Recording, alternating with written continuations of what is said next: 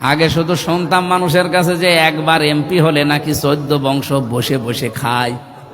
আগে ভাবতাম যে আল্লাহ কি করে খায়, এখন দেখছি যে তা 14 বংশ না 28 বংশ বসে খাবে, কিছু করা লাগবে না। কিন্তু ওই রকম হওয়া লাগবে। জামাত ইসলামী বাংলাদেশ থেকে যেহেতু আমিরে জামাত আমাদেরকে জানিয়েই দিয়েছে, জামাত ইসলামী থেকে কেউ এমপি মন্ত্রী যদি হয় 5 বছরে তার একটা টাকা বাড়বে না। যা আছে হলফনামায় দেওয়া ছিল আরো কমে যাবে। আমি 5 বছর পরে যদি আমার যা হলফনামায় দেওয়া আছে ওখান থেকে একটা টাকা বাড়ে, ছাড়বে আমারে? আর উনি না ছাড়ুক, আমার নিজেরও তো বিবেক আছে। কার জন্য করি আমি রেখে যাব? হয়তো যদি এখনই মরে যায় 5 বছর পরে ওই সম্পদ হাজার হাজার কোটি টাকার, ওটা আমার বউ আর আমার মেয়ে, আমার বাবা মা, ওরা খরচ করবে। আর আমার যেহেতু ছেলে নেই, এই যদি যা করবো কামাই সব আমার জামাইরা খাবে। ওই লোকের ছেলের জন্য আমি এই 2 নাম্বার এই রাস্তায় কোন কারণে যাব? আর একটা বিষয় আছে, এদের জন্য কামাই করে আমি রেখে গেলাম, যেহেতু বৈধভাবে পারবো না, কারণ আমার মাত্র 55,000 টাকা বেতন, অবশ্যই আমার অবৈধভাবে যাওয়া লাগবে।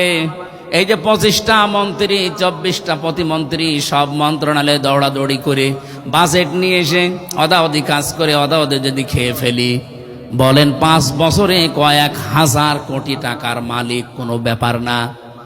করে গেলাম, করে কি লাভ হলো? অবৈধভাবে ইনকাম করে একদিকে আমার পাপের বোঝা পাহাড় পরিমাণ হয়েছে, আর একদিকে আমি মরে যাওয়ার পরে এই সম্পদগুলো আমার জামাই, আমার মেয়ে, আমার বউ, আমার মা বাবা, এরা আরো অবৈধভাবে ব্যয় করবে। কথা বলেন না কেন? ওরা যে হেদায়েতের উপর থাকবে আমি মরে গেলে, গ্যারান্টি আমার দিল কে? ওরা যে আমার উপকার করবে মরণের পরে, আমার গ্যারান্টি দিল কে?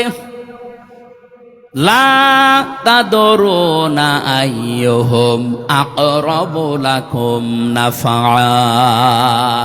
তোমরা কেউ জানো না, তোমাদের মা বাবা, তোমাদের বাপ দাদা, এই মানুষগুলো তোমাদের সন্তানাদি কে তোমাদের উপকারী কেউ জানো না। মরে যাওয়ার পরে ওরা দেখা যাচ্ছে এমন একটা আয়োজন করেছে যে আয়োজনে গোনা হয়। এরকম আয়োজন নেই দেশে? এরকম হাজারো অবৈধ কাজ করবে, বিশাল ডিশ এন্টিনা নিয়ে সারাদিন নাটক সিনেমা দেখলো মনে করেন। একদিকে আমার অবৈধ কামাই করা টাকা, আর একদিকে অবৈধভাবে ব্যয় করতে থাকবে।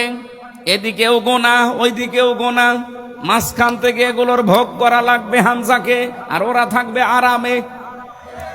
এই পাগলামি আমি করব কোন কারণে? রিমান্ডে থাকাকালীন যখন আয়না ঘরে ছিলাম, ওই সময় একজন অফিসার আমারে পাহারা দিত, হিন্দু, সঞ্জয়। ও আমারে বলতো, আপনাকে আমি এমনিতেই ওয়াজে চিনি, আমরা যদিও হিন্দু মানুষ কিন্তু ওয়াজ শুনি। আমি বাইরের দেশে ছিলাম 2 বছর, কিসে নিয়ে যায় যেন ওদের মিশনে, একটা মুসলমান দেশে গিয়েছিলাম। ওনারটা আমি বলছি 2 মিনিটে, এই কারণে এখানে একটা শিক্ষা যে ওনারা কিভাবে বুঝেছিলেন আর আমরা আসলে মুসলমানেরা কিভাবে বুঝি। আমারে বলছে, মাওলানা, বাংলাদেশের মুসলমানেরা আর অন্যান্য দেশের মুসলমানেদের কোরআনে কারিম বোঝা এবং মানা এক না। কি করে আপনি কি বুঝলেন কোরআনের? আমারে বলছে, আমার কিন্তু অনেক আয়াত মুখস্থ আছে।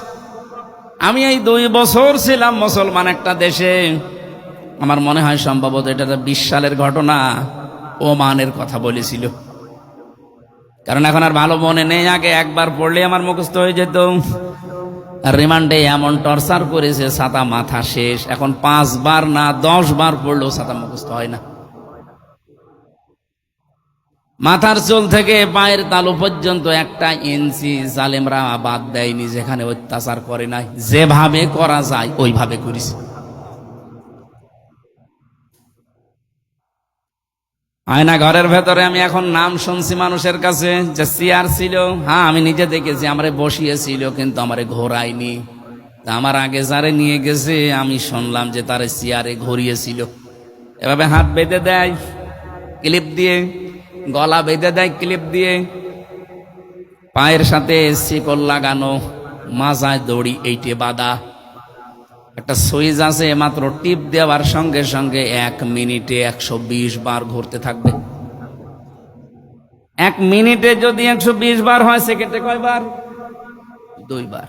আপনি বলেন তো 1 সেকেন্ডে যদি এই চেয়ারটা 2 বার ঘোরে তো কত দ্রুত ঘোরা লাগে? মাথার মগজ এলোমেলো হয়ে যায়। 5 মিনিট এরকম থাকার পরে মনে হবে যে আল্লাহ, আমি দুনিয়া 10টা দেখতে পাচ্ছি। আর খাবারের কথা তো বলাই যায় না, কি যে খেয়েছি 3 বছর আমি জানি আর আমার আল্লাহ জানে। ওই সময় উনি আমারে বলছিলেন, মাওলানা আমার বাড়ি রাজবাড়ি, আপনার বাড়ি কুষ্টিয়া, শুনেছি, কিন্তু আমার হাত পা বাঁধা, কিছু করার নেই। ওই রাত 12টার সময় আসতো, ফজরের আগে চলে যেত। বলছে আমি যখন ছিলাম ওই দেশে, এক হোটেলে আমি খাবার জন্য রিজার্ভ করে নিয়েছিলাম হোটেলটা। প্রতিদিন খাবার খেতে যেতাম, আর দেখতাম খাবার আমারে যে ছেলেটা দেয়, পানি দিয়ে যায়। অনেক দিন পরে জিজ্ঞাসা করলাম যে তোমার নাম কি? এই হোটেলের মালিকের সাথে কি তোমার আত্মীয়? ছেলেটা বলছে হোটেলের মালিক আমার বাবা। হোটেলের মালিক আপনার বাবা, আর আপনি তার ছেলে, এত বড় বিশাল হোটেল, আর আপনি হোটেলের বয়। একটা কথা হইল, আপনার বাবা আপনাকে লেখাপড়া করাতে পারেনি? বাবার কাছে গিয়ে জিজ্ঞাসা করলাম যে আপনি কি মাথা ঠিক আছে আপনার? শুনলাম নাকি আপনার একটা ছেলে, তারে আপনি মানুষের মতো মানুষ না করে হোটেলের বয় বানিয়ে রেখেছেন। আপনি একটা মানুষ, আর নিজে বসে আছেন চেয়ারে। ওনার ভাষা দিয়ে, আরবি ভাষা যেহেতু হালকা হালকা বুঝে ফেলেছে, তারে বলছে, ইয়া আখি, হে ভাই, আপনি কি বলেন আমারে? কোরআনের আয়াত ওই দিন উনি ওনাকে শুনিয়েছিল নাকি? হিন্দু বেটা আমারে বলছে যে আমি ওই আয়াতটা পরবর্তীতে এসে মুখস্থ করে নিয়েছি। সূরা তাগাবুনের 14 নম্বর আয়াত, ইয়া আইয়ুহাল্লাযীনা আমানু ইন্না মিন আযওয়াজিকুম ওয়া আওলাদিকুম আদুওয়াল লাকুম ফাহযারুহুম ইলা আখিরি আয়াত। হে ঈমানদারেরা, অবশ্যই তোমাদের সন্তানাদি, তোমাদের সম্পদাদি, তোমাদের স্ত্রী, সন্তান, সম্পদ, এগুলো কেউ কেউ তোমাদের শত্রু। কে বলছে? দোকানদারে আয়াত আমাকে শোনালো। উনি তো আর বাংলা পারে না, আরবিতে শোনানোর পরে আরবিতে একটা ব্যাখ্যা দিল, আর আমিও হালকা হালকা আরবি 2 বছরে বুঝে ফেলেছি। পরবর্তীতে এসে আমার রুমে ইন্টারনেট থেকে কোরআন শরীফ বের করে সূরা তাগাবুনের 14 নম্বর আয়াত বিভিন্ন তাফসীর সহ মিলালাম। পরের দিন ওনারে জিজ্ঞাসা করলাম যে আয়াত পড়েছিলেন, আয়াত আমার আয়ত্ত হয়ে গেছে, কি বুঝালেন আপনি? হোটেলের মালিক ওই যে হিন্দু লোকটাকে, এই অফিসারকে বলেছে, দেখেন আপনার তো বাড়ি বাংলাদেশে, বাংলাদেশ, ভারত, পাকিস্তান মানুষের ইমান, তাদের কোরআন বোঝা মানা, আর আমাদের এই সমস্ত দেশের মানুষের কোরআন বোঝা আর মানা একরকম না। কিভাবে? এই ছেলেটা আমি নিজে জন্ম দিয়েছি, এর ওপরে আমার 13টা দায়িত্ব আছে। এই 13টা দায়িত্ব আমি কম বেশি পালন করেছি। তার প্রথম দায়িত্ব ছিল সে হবার পরে তার ডান কানে আজান, বাম কানে একামত দেওয়া আমি দিয়েছি। এরপরে তার একটা নাম রাখা আমি রেখেছি, আকিকা দেওয়া দিয়েছি। তাকে আমি দিন শিক্ষা দেওয়ার জন্য চেষ্টা করেছি, কিন্তু শয়তানি করে শেখে নাই। এটা তার আমার জোর করার বিষয় না, অনেক চেষ্টা চালিয়েছি কিন্তু সে করে নাই। সর্বশেষ আমার যেহেতু দায়িত্ব তার একটা বিয়ে দেওয়া, সৎ পাত্রী দেখে তার আমি একটা বিয়েও দিয়েছি। এরপরে আমার দায়িত্ব ছিল তার একটা উত্তম কর্মসংস্থান তৈরি করে দেওয়া, জায়েজ কর্মসংস্থান। এখন ওর যে লেখাপড়া, ওর যে জ্ঞানের দৌরাত্ম, ওর যে যোগ্যতা, ওরে আমি তো ঘুষ দিয়ে কোনো ভালো চেয়ারে বসাতে পারি না। কারণ ওর যে যোগ্যতা, ওরা যদি আমি এখন 20 লাখ টাকা ঘুষ দিয়ে কোনো চেয়ারে বসিয়ে দেই, ও চেয়ার পর্যন্ত নষ্ট করবে। তো ওর জন্য আমি আমার আখেরাত নষ্ট করব কোন কারণে? আল্লাহ তো আমারে জানিয়েছে যে সন্তানাদি, সম্পদাদি এগুলো শত্রু। ফাহজারুহুম, তাদেরকে উপেক্ষা করে চলো, তাদের থেকে সতর্ক থাকবা। আমি তো সতর্ক হয়ে আছি, এর যা দায়িত্ব আমি পালন করে দিয়েছি, এখন যে তোর সংসার ওর চালানো লাগবে, আমি তো ওর পেছনে ইনভেস্ট করে কোনো হারাম কাজে ওরে আমি লাগাতে পারি না। ওর যা পড়াশোনার দৌড়, সেই হিসাবে ও হোটেল বয় হিসাবে থাকতে পারে। এই জন্য আমি চেয়ারে না বসে ওরে হোটেল বয় বানিয়েছি, যা কাজ করে খা। বাংলাদেশের মানুষ আমরা যারা মুসলমান, যারা দায়িত্বে আছি, যারা ধনী মানুষ, সত্যি কথা বলেন তো, দল না দেখে, পরিবার না দেখে যদি কোরআনের আয়াতটা আমরা এইভাবে বুঝে এই দেশে এখন কাজ করতাম, কেউ দলীয়করণ করে বিভিন্ন চেয়ারে বসতে পারতো না। আন্দাজে চিল্লালেন না বুঝে চিল্লিয়েছেন? সে লোকটা কোরআন বুঝেছে এবং মেনেছে কিভাবে, আর আমরা কোন ধান্দায় আছি ভাই? সে বলছে আমার ছেলে আমি জানি, কিন্তু আমার শত্রু হয়ে দাঁড়াবে যদি ওর পেছনে আমি অবৈধভাবে টাকা ইনভেস্ট করে কোনো অবৈধ চেয়ারে বসিয়ে দেই। না, ওর জন্য আমার আখেরাত আমি নষ্ট করতে চাই না। সাতক্ষীরাবাসী, এটা রেকর্ড হচ্ছে, কালকে সারা বাংলাদেশে ছড়িয়ে যাবে। সারা দেশের 18 কোটি মানুষই আমার। দল আলাদা করতে পারেন, মত আলাদা থাকতে পারে, ভাই অনেক ভালোবাসি আপনাদেরকে, পাগলামি করবেন না। কি করবেন আপনি এত টাকা পয়সা কামাই করে? আপনার মতো বুঝ যদি হতো, আমিও তো এই রাস্তায় থাকতে পারতাম, কত কিছু করতে পারতাম। আমি নিজে তো এখন টের পাচ্ছি, কিন্তু আমি বিশ্বাস করি যে এগুলো একটাও আমার সাথে যাবে না, সব আমার শত্রু হয়ে দাঁড়াবে। এখন যদি আমি এখানে মারা যাই আজকে, জীবনটা কেমন দেখেন। এই মুহূর্তে যদি খবর দেন ম্যাডামের কাছে যে হুজুর মারা গেছে, ম্যাডাম তো পাগল হয়ে যাবে কাঁদতে কাঁদতে, হয়তো 2-3 দিন খাওয়া দাওয়া বন্ধ করে দেবে। 7 দিন একাধারে দেখবেন সে পাগলের মতো 10 দিনের ভেতরে স্বাভাবিক হয়ে গেছে। অথচ কবরে লাঠি ফেরেশতারা আমারে দিচ্ছে। কথা বলছেন না কেন? সংসদের চারিদিকে তাকায় আর ভাবি, আল্লাহ, সারা বাংলাদেশে তো এই জায়গায় এই মানুষগুলো এক একটা হাজার হাজার কোটি কোটি টাকার মালিক। একটা জায়গা দেখলাম মাত্র, খুব বেশি হলো 1 বিঘতের একটু বেশি হবে। একজন এমকে বললাম যে ভাই, এটা আপনার অফিসের, ডেকোরেশন করতে পারেন না? আমারে বলছে মাওলানা, এই 1 বিঘতের এতটুকু জায়গা ডেকোরেশন করতে টাকা খরচ হবে 3 কোটি। আমাদের কানে যে মাইক দেয় দেখেছেন, ওটা খুব বেশি হলেও 390 টাকা দাম, অথচ ওইটা কিনেছে শুনলাম এক একটা 14,500 টাকা দিয়ে। মানে 390, 400 টাকায় নাই হলো, সেটা যদি 14,500 টাকা দিয়ে কেনে, তাহলে 14,100 টাকায় লাভ। এরকম 1-2টা মাইক না, ওখানে মাইক আছে 300 জনের 300টা, আরো 50টা মহিলাদের, তার মানে 350। আপনি বলেন, এটা খেলে মাইকে গেল। পর্দা কেনার কথা, দরজার জ্বালানার মনে করেন 700 টাকা দিয়ে, সেটা এক একটা পর্দায় লাগাচ্ছে 17,500। কি যে হরিলোড চলতো এতদিন। এই কাজগুলো যারাই করেছে তারাই তো হাজার হাজার কোটি টাকার মালিক। এইভাবে জনগণের মাথার উপরের এই টাকা দিয়ে, তাছাড়া বৈধভাবে একটা মানুষ 5,000 কোটি টাকার মালিক হয় কি করে আপনি বলেন? ওর কি আমার চাইতে 50টা হাত, ওর কি মাথা আরো 50টা? কি করেছে যে এত টাকার মালিক হয়ে গেল?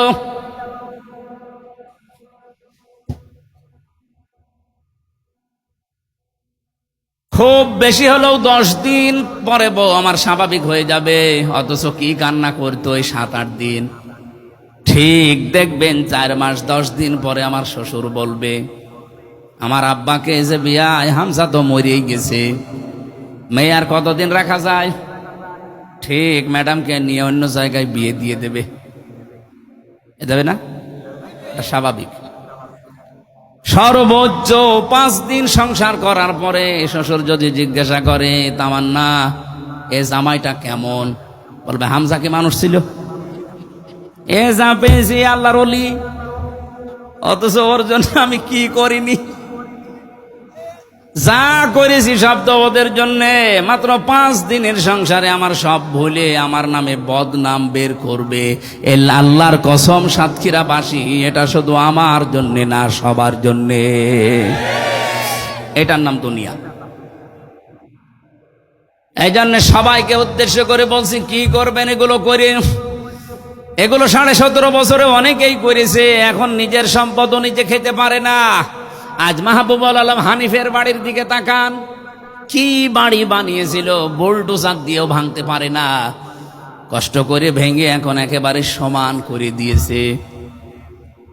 এই জন্য যাদের এখনো শুভবুদ্ধির উদয় হচ্ছে না, জোর করে কিছু করতে চান, আপনি মনে রাখবেন, বারবার জোর করে সব কাজ আদায় করা যায় না। ভয় ভীতি দেখিয়ে আমাকে কম দেখায়নি, বহু ভয় ভীতি জীবনে দেখিয়েছে। কি হয়েছে? আপনাকে আমি আবার বলছি ভাই, সাবধান। 70% মানুষ বাংলাদেশে যেটা চায়, আপনি যদি এখন এ নিয়ে বিনিয়ে সংবিধানের দোহাই দিয়ে বিভিন্ন রকমের আর্টিকেল নিয়ে এসে বলেন না, আপনি টিকতে পারবেন না, জীবনেও পারবেন না। খুব বেশি হলো না 6 মাস 1 বছর, এরপরে দেখবেন মানুষ যদি একবার ফুঁসে উঠে, হেলিকপ্টারও পাবেন না। এই জন্য আমরা আশা করব কেউ যেন এবার বিপদে পড়ে না যায়। আপনাদের ভালোবাসি তো, আপনাদের সাথেই তো আমি জেলে ছিলাম, এই জন্যই আপনাদেরকে সতর্ক করছি। আমি দেখতে পাচ্ছি এরকম কিছু সামনে হওয়ার সম্ভাবনা আছে। এই জন্য আপনারাও যেন বিপদে না পড়েন, আমাদেরকে অন্তত আর বিপদে ফেলেন না। বহু কষ্ট অন্তত করেছি, এখন আর করতে চাচ্ছি না। আসেন সবাই মিলে অন্তত দেশটাকে দাঁড় করাই। তেলের জন্য কি হাহাকার না চলছে। 2 কিলো 3 কিলোমিটার আজকে জামে পড়েছিলাম, এই যে চুকনগরে। তেলের জন্য কি হাহাকার। অথচ সংসদের মতো মহান জায়গায় দাঁড়িয়ে মন্ত্রী পুরা মিথ্যা কথা বলছে যে তেলের কোনো অভাব নেই, তেলের কোনো অভাব নেই। লাইনগুলো কি ফেরেশতাদের? আমার মনে হয় চেয়ার থেকে ধরে নিয়ে এসে লাইনে দাঁড় করানো দরকার। যে যেই মন্ত্রণালয় চালাতে পারেন না, আমার মনে হয় বিবেক যদি তার থাকে, সে স্বেচ্ছায় পদত্যাগ করে যারা পারবে তাদের দিয়ে দেওয়া দরকার। এটা পারতামও, যদি সরকার গঠন করতে পারতাম, কিন্তু আসলে কপালে নেই। দেশের লোক তো চেয়েছিল, নয়তো 70% হা ভোট পড়ার কথা না। 49% পড়েছে মনে করেন না ভোট, আর 70% পড়েছে যেখানে হা ভোট। তার মানে দেশের জনগণ আমাদেরকে চাচ্ছিল। ইঞ্জিনিয়ারিং করে হয়তো হয়নি, সেটা নাই, বাদই দিলাম, দেশের স্বার্থে জনগণের স্বার্থে, কিন্তু দেশটা তো ভালোভাবে চালাবেন। শুনেছি এই সমস্ত মন্ত্রীরা হাজার হাজার কোটি টাকার মালিক। কি করবেন? এ টাকা কবরে নিয়ে যাবেন, 1 পা কবরে 1 পা ডাঙ্গায়। দেখি তো মানুষগুলো নড়তেও পারে না ভালো করে। কালকে একজন এমপি কথা বলছিল, দেখেন কি অসুস্থ। কি করবেন আপনারা? আমি আবার বলছি ভাই, আমি নিজের জন্য শুধু বলছি না, সবার জন্যে। আসেন, ফিরে আসেন, জনগণের কাতারে দাঁড়ান। যতটুকু না হলেই না, এতটুকু নিয়ে চলার চেষ্টা করেন। আল্লাহর কসম, এই অল্প জিনিসে আল্লাহ বরকত দেবেন। হযরতে আবু বকরের জীবনীটা প্রথম দিন সংসদে শুনেছিলাম। মাননীয় স্পিকার এই কথাটা তিনি বলছিলেন, ডেপুটি স্পিকার। আমার ওই দিন থেকে মনে মনে হচ্ছিল, উনি সহ যারা এদেশের দায়িত্বে এখন আছে, এরা যদি এই কথাটা মেনে চলতে পারে, বাংলাদেশ 5 বছর লাগবে না, 2 বছরেই ঠিক মানুষের দ্বারে দ্বারে খাবার পৌঁছিয়ে যাবে। খলিফাতুল মুসলিমিন হযরতে আবু বকর সিদ্দিক রাদিয়াল্লাহু তাআলা আনহু, তার সন্তানটা একদিন এসে বলে, ও মা, আমি পায়েস খেতে চাই। হযরত উম্মে রুমানা রাদিয়াল্লাহু তাআলা আনহা, আবু বকরের স্ত্রী, বললেন, বাবা পায়েস তো বানাবো, সে টাকা সেই রকম সম্পদ আমাদের কাছে এখন নেই, বাবার কাছে বলো। উনি স্ত্রী হিসাবে বললেন স্বামীর কাছে যে আগামী মাসের বেতনটা একটু অ্যাডভান্স নিয়ে আসেন। আপনার হয়তো রাষ্ট্রের পক্ষ থেকে ভাতা দেয়, মনে করেন 10,000 টাকা, আপনি টাকাটা নিয়ে আসেন আগামী মাসেরটা। ছেলে এখন খেতে চাচ্ছে, তার মন চেয়েছে একটু রান্না করে দেই। উনি গেলেন অর্থমন্ত্রীর কাছে, বাইতুল মালে যিনি দায়িত্বে আছে, বললেন আগামী মাসের বেতন আমারে দিয়ে দেন, আমার জরুরি কাজে লাগবে। বাইতুল মালে যিনি দায়িত্বে আছে উনি বললেন, খলিফা আগামী মাস পর্যন্ত সরকারে আপনি থাকবেন, চেয়ারে থাকবেন, এই গ্যারান্টি আপনারে দিল কে? জনগণ যে আপনারা আগামী মাস পর্যন্ত রাখবে, গ্যারান্টি আপনি পেলেন কোথায়? 2 নম্বরে, আগামী 1 মাস আপনি দুনিয়ায় বেঁচে থাকবেন, সেটা লিখে দেন, এরপরে আগামী মাসের বেতন দেব। আমার মনে হয় দেশে যারা এখন দায়িত্বে আছে 1628 জন, এবং আমরা যারা বিরোধীতে আছি অন্তত 77 জন, সবাই যদি সরকারকে এভাবে এইটে ধরতে পারি, সরকারও টাইট থাকবে। তো পারছি কই? কারণ কোন আইন পাশ করতে হলে আমরা মাত্র 77 আর ওরা 211। স্পিকার যদি বলেন এই আইনটা আজকে পাশ করা হবে, যারা পক্ষে আছেন তারা হ্যাঁ বলেন, ও ছাতা দেখি হ্যাঁ, এত জোরে আওয়াজ হয় 211 জন, আর না বললে 77 জনে ওদের অর্ধেকও না। কিয়ামত পর্যন্ত এরকম থাকলে আইন পাশ হবে? বলেন বলেন। আমরা চাচ্ছি আগামীতে যদি সত্যি আমরা হায়ের পক্ষে 151 জনকে নিয়ে যেতে পারি, আল্লাহর কসমে দেশে কোরআনের নিয়ম নীতিগুলো একটা একটা করে চালু হলে আমাদের অভাব থাকবে না। নামাজের জন্য ওয়াজের মাহফিল করা লাগবে না, কারণ কোরআনে কারিমে আল্লাহ জানিয়েছেন, আল্লাযীনা ইম্মাক্কান্নাহুম ফিল আরদি আকামুস সালাহ, আমি যদি ঈমানদারকে ক্ষমতা দেই তারা নামাজ কায়েম করবে। যদিও কালকে আমার ফলোর আছে, আমি আশা করছি কাল 7 মিনিট সময় পাবো। কাল এই 15-20 সেকেন্ডের জন্য এটা তুলে ধরবো যে মাননীয় স্পিকার, যদিও নোটিশ দেওয়া লাগে, ওটা আবার পাশ করতে হয়, তারপরও কালকে সংসদে তুলবো ইনশাআল্লাহ, যে আমাদের দেশে 92% মুসলমান আমরা রাষ্ট্রীয়ভাবে নামাজ কায়েম চাই। উনি হয়তো বলবে যারা এই পক্ষে আছেন হ্যাঁ বলেন, হ্যাঁ তো হয়তো 77 জন নাই হাত তুলবে, বাকি 213 জন না। ভেতরে ভেতরে আমি কাজ করেছি, এই 211 জনের ভেতরেও কিছু কিছু মানুষ বলেছে হুজুর তোলেন, আমরাও আছি। এরা যদি, আমার মনে হয় যতগুলো মানুষের সাথে যোগাযোগ করলাম, এ সবাই যদি কালকে কথাটা ঠিক রাখতে পারে, এটা হয়তো আগামীতে পাশ হবে। নোটিশ দিতে বলবে, দেব নোটিশ, দেওয়ার পরে যেই দিন বলবে আজকে হাত তোলেন যারা হ্যাঁ আছেন, আমি আশা করছি যেহেতু মুসলমান আমরা, খালি 2 জন হিন্দু আছে, গয়েশ্বর বাবু আর নিতাই চন্দ্র রায়, এই 2 জন বাদে সব আমরা অন্তত মুসলমান, নারী হোক আর পুরুষ হোক সব আমরা মুসলমান। 151 জন, বেশি লাগবে না, 151 জন যদি কালকে বলতে পারে মাননীয় স্পিকার আমরা হায়ের পক্ষে আছি, বাংলাদেশে আর নামাজের ওয়াজ করা লাগবে না, নামাজ আপনি পড়বেন, আপনার বাপ পড়বে। এটা আপনারা চান না? কালকে আপনারা কারা চান দেখি আগে হ্যাঁ বলেন তো, লিল্লাহে তাকবীর। দেখেন তো হাত তোলেনি কে?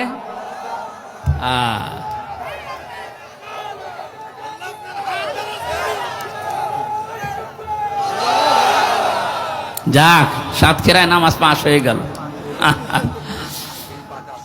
আগে পাশ আছে, আপনাদের তো সাতক্ষীরার 4 জনই মনে হয় জামাত ইসলামের, না 4 জন? আলহামদুলিল্লাহ, এই 4 জন তো অন্তত কালকে আমার পক্ষে আছে। যশোরে আছে 6 জনের 5 জন, আর একজন আছে ও ভাই আমাদের পক্ষে ইনশাল্লাহ। এরকম যা যা ভেতরে ভেতরে মিলিয়েছি, প্রায় আমি 150 জনের সাথে যোগাযোগ করেছি, তার ভেতরে 100 জন বলেছে হ্যাঁ আসি। আমরা তো 77 জন, আর 100 জন যদি কথা ঠিক রাখে, আশা করছি কালকে একটা চমক হবে। কিন্তু ওরা যদি কথা দেওয়ার পরও কালকে কারো ভয়ে এভাবে করে থাকে, নেই আমি নেই, এমনি কথা দিয়েছিলাম, তাহলে কালকে হবে না। আশা করছি তারা কথা ঠিক রাখবে ইনশাল্লাহ। হযরতে আবু বকর সিদ্দিক বাড়িতে চলে আসলেন, স্ত্রীকে ডাক দিয়ে বলে না, বেতন দেওয়া দূরের কথা, এই কথা শুনিয়েছে, ও খাওয়া লাগবে না।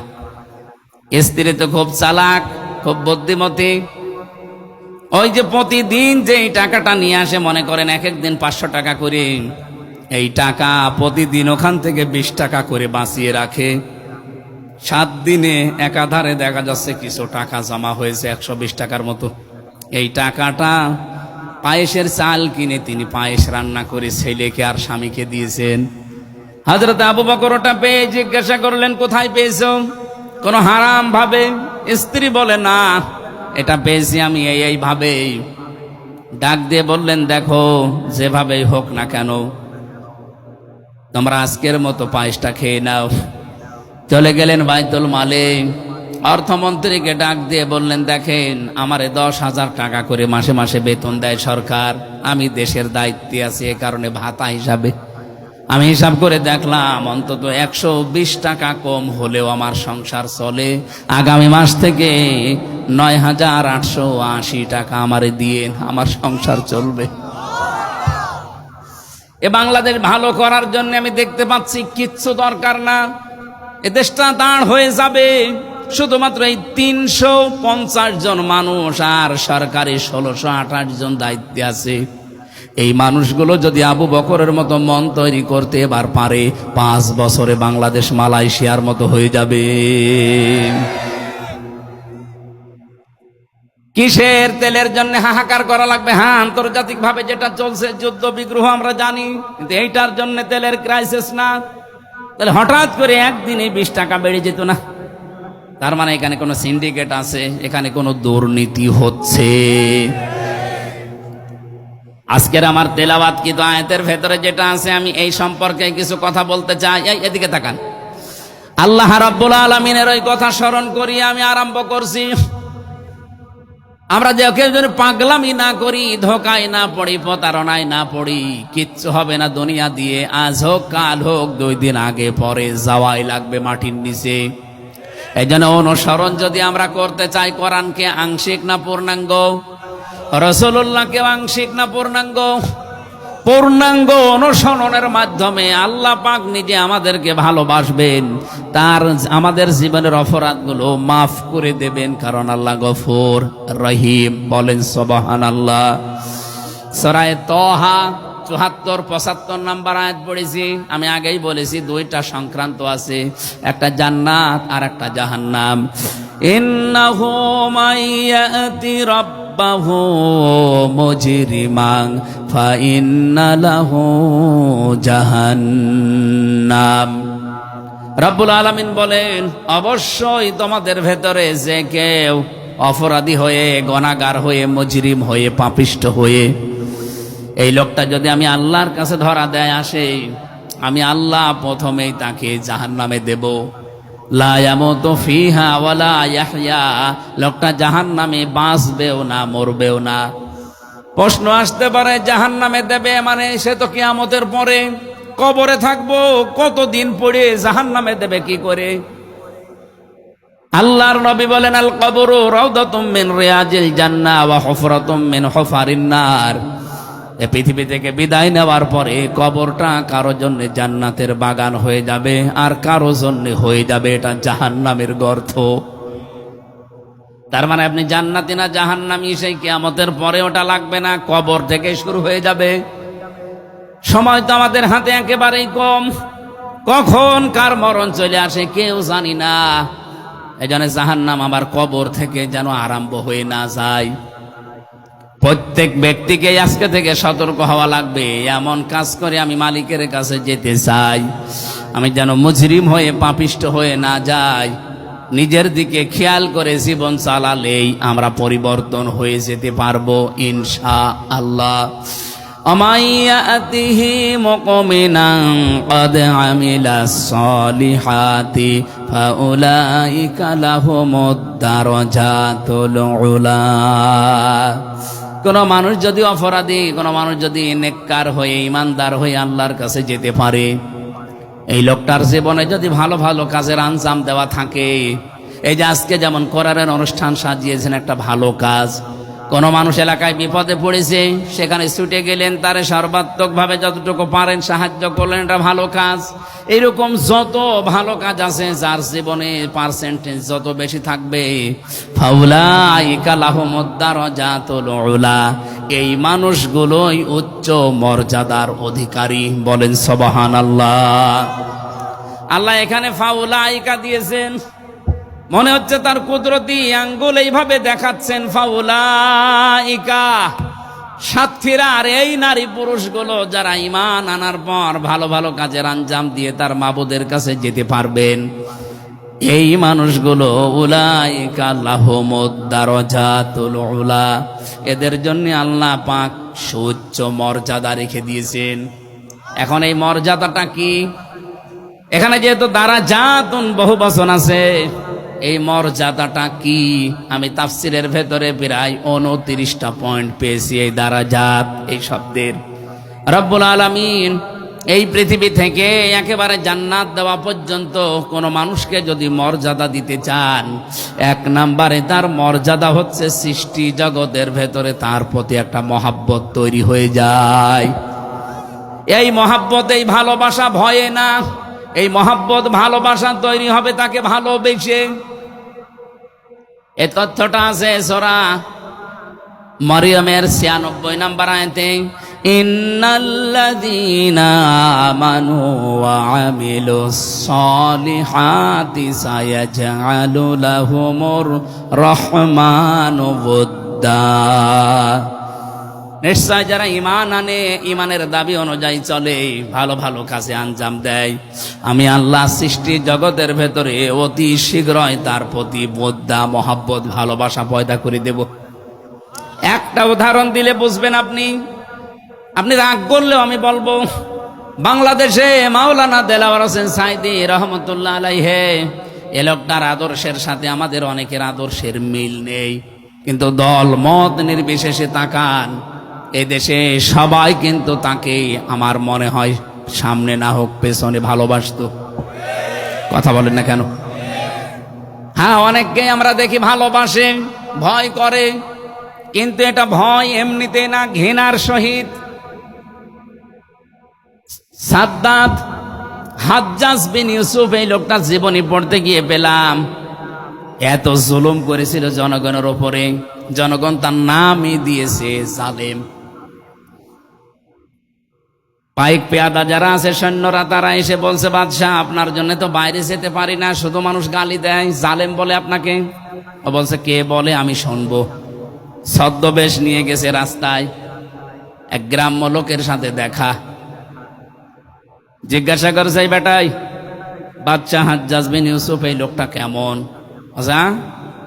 ও তো জালেম, ও জালেমের বাচ্চা জালেম। যেই বলেছে 2 বার জালেম, ওর মেজাজ গেছে খারাপ হয়ে, ডাক দিয়ে বলছে, দিকাই আমি সে হাজ্জাজ বিন ইউসুফ। চিন্তা করছে, আল্লাহ কার সামনে কি বললাম, মাথা থাকবে না। ডাক দিয়ে বলছে, বাদশাহ নান্দার আপনি আমারে চেনেন? বলছে, না। যে আমি এই গ্রামের ওই লোক যার মাসে 2 দিন মাথা খারাপ হয়, আজকে তার পয়লা দিন। তুই পাগল, কারে ধরলাম? মাসে 2 দিন মাথা খারাপ হয়, আজকে পয়লা দিন, তার মানে আর একদিন হবে। ছেড়ে দিয়েছে। বাইরে এসে বলছে, আল্লাহ পাগল বলে বেঁচে গেলাম। তাছাড়া যদি সত্যিও জানতো যে না আমার মাথা ঠিক আছে, আমার মাথা আজকে থাকতো। এই কথা বলেন, আপনাকে ভালোবাসে, সামনাসামনি সম্মান দেয়, আমিও দেখি, কিন্তু এটা আসলে ভালোবাসার সম্মান না, ভয়ে না, এটা ঘৃণার সম্মান। পেছনে যে একটু খোঁজ খবর নিয়ে দেখেন তো, আজ যারা সামনে সেলুট দেয়, পেছনে যে বলে আল্লাহ মরে না কেন, এরকম কথা আমি অনেককে বলতে শুনছি, অনেকের বিরুদ্ধে। আপনার দারাজাত হচ্ছে না। দারাজাত তো ওইটা যদি আপনার সত্যি ঈমান থাকে, ওয়ামাইয়াতিহি মুকমিনান, যে লোকটা আসবে মুমিন হয়ে, কদ আমিলাস সলিহাত, অবশ্যই তার জীবনে ভালো ভালো কাজ আঞ্জাম দেওয়া লাগবে। আল্লাহ বলেন এই মানুষগুলোর জন্য সুউচ্চ মর্যাদা একটার পরে একটা রেডি করব। সুতরাং দুনিয়ার জীবনে আপনাকে সৃষ্টি জগৎ যেমন ভালোবাসবে, 2 নম্বরে মরণের পরে আমার আল্লাহ আপনার ইমানের যে স্বাদ, ইমানের যে স্বাদ, এটা দুনিয়ার জীবনে আল্লাহ আপনাকে দান করবে। দুনিয়ায় ইমানের স্বাদ একটা আলাদা জিনিস। নবীজি বলেন মাংসা কত আমাল ইমান মানে রাদিয়া বিল্লাহি রাব্বা ওয়া বি ইসলামি দীনা ওয়া বি মুহাম্মাদির রাসূলিল্লাহ সাল্লাল্লাহু আলাইহি ওয়াসাল্লাম নাবিয়্যা ওয়া রাসূলা। যে ব্যক্তি ইমানের স্বাদ পেতে চায়, এই লোকটা যেন বলে আল্লাহ আমার রব, পৃথিবীতে যে ইসলাম এসেছে এইটাই আমি জীবন ব্যবস্থা হিসাবে মেনে নিয়েছি। এর বাইরে গেলে আমি রাজনীতি মানি না, এর বাইরে গেলে আমি অর্থনীতি মানি না, এর বাইরে গেলে আমি সমাজনীতি মানি না, এর বাইরে গেলে আমি বিয়ে মানি না। ইসলামের বাইরে বিয়ে করা যায় আছে? বলেন বলেন।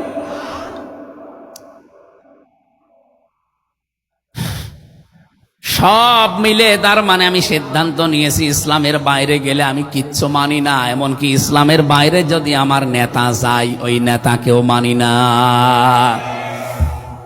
ইসলামের বাইরে আমার মা বাবা গেলেও মা বাবাকেও মানি না। হ্যাঁ, তাদের হক আমি আদায় করি, কিন্তু তাদের আনুগত্য আমি জীবনও করব না। কারণ আমার মা বাবার জন্য আমার আখেরাত আমি নষ্ট করতে পারি। 3 নম্বরে এই পৃথিবীতে আদর্শ হিসাবে আমি রসুল ছাড়া কাউকে মানি না। নবীজি বলেন এই লোকটা ইমানের স্বাদ পেয়েছে। এখন আপনি পেয়েছেন কিনা দেখেন। আপনার এই যে দারাজাত, মর্যাদা, এটা আপনাকে পাওয়া লাগবে দুনিয়াতেই।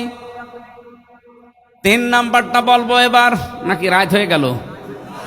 আপনারা থাকবেন তো ইনশাল্লাহ? এ মাহফিলটা কয়েকদিনের ব্যবধানে দেওয়া, এরা খুব বেশি প্রস্তুত নিতে পারেনি।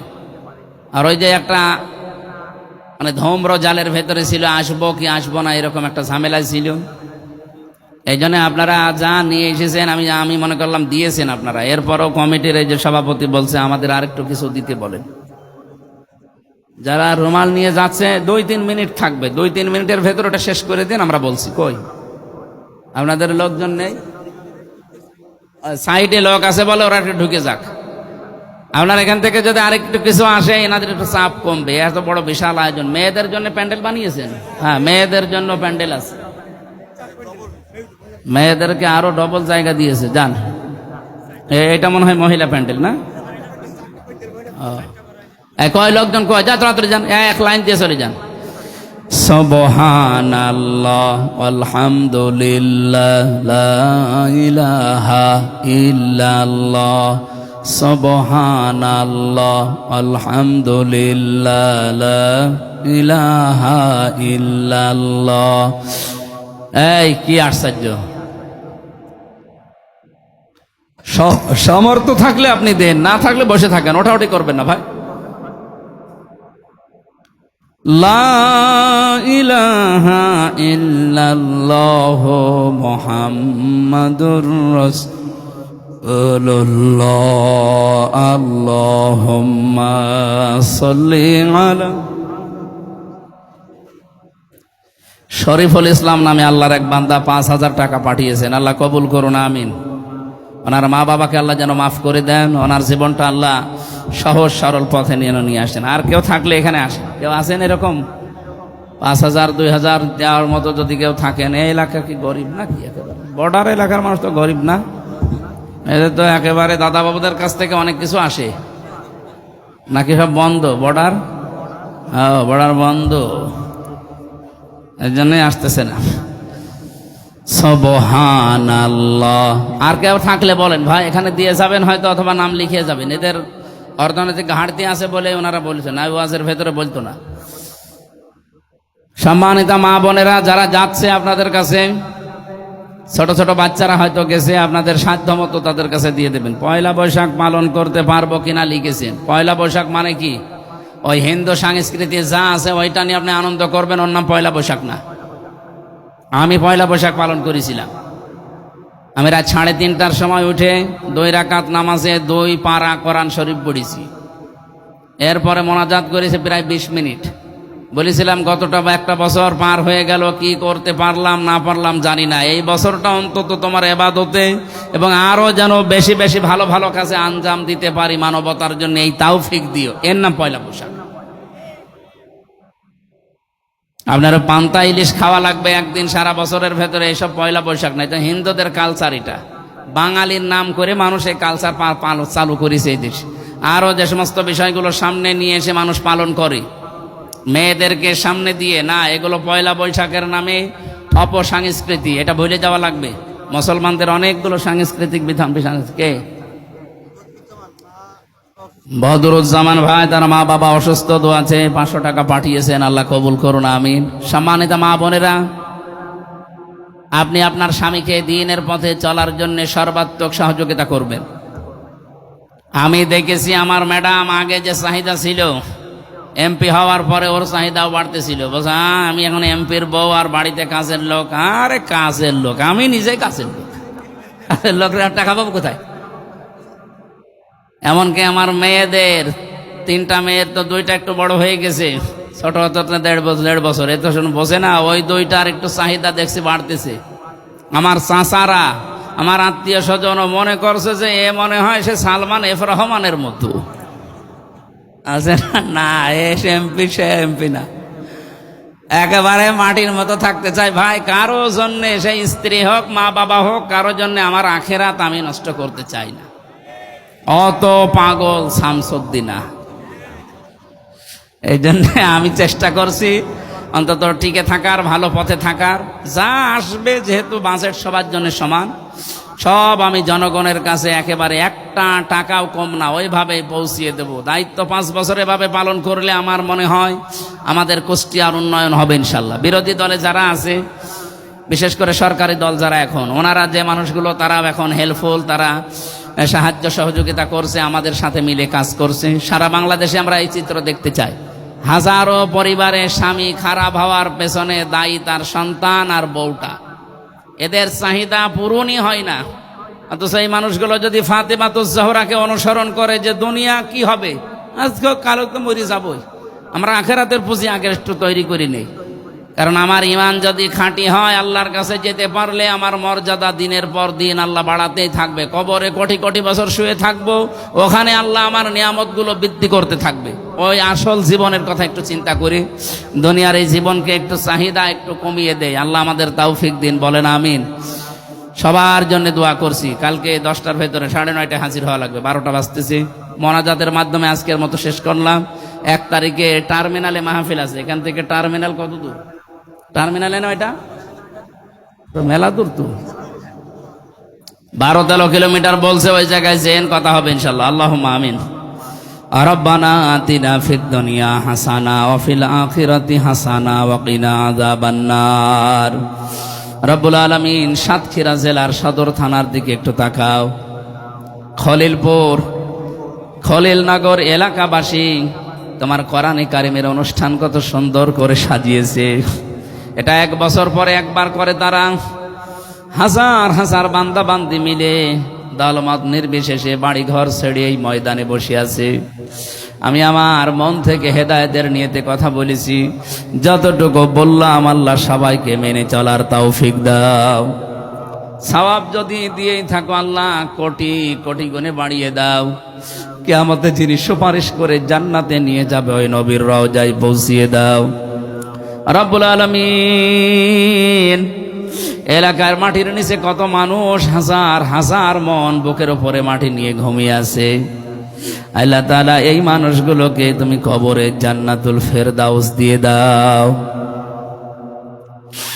যে সমস্ত দারজাতের কথাগুলো আমি বলতে চাচ্ছিলাম, সৃষ্টি জগতের ভেতরে আমাদের প্রতি মহব্বত তৈরি করে দাও।